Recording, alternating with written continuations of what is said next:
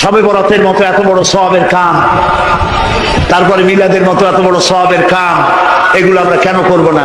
প্রিয় ভাই, সব করব না এই কারণে, যেহেতু আল্লাহ রসুল তা করেন নাই, সাহাবায়ে কেরাম তা করেন নাই।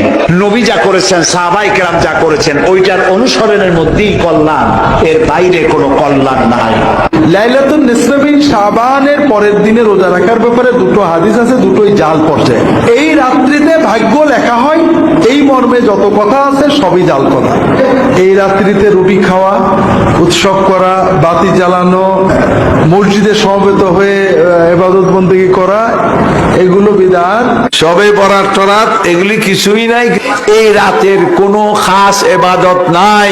এই রাতে জেগে ইবাদত করা এবং এই দিনে আপনার রোজা রাখা সংক্রান্ত বেশ কিছু হাদিস বর্ণিত হয়েছে। এই হাদিসগুলোর প্রায় সবগুলো হাদিসই জয়ীফ, এর কোনোটি সহি নয়। আমাদের দেশের বেশিরভাগ মানুষ শবে বরাত মানেই জানে মূলত এটা ভাগ্য নির্ধারণকারী রজনী। দেখুন, এ বিষয়েও যে হাদিস বর্ণিত হয়েছে সে হাদিস সহি নয়। লাইলাতুল নিসফে মিন শাবান বা শবে বরাতের ব্যাপারে দয়ীফ হাদিসের অভাব নেই।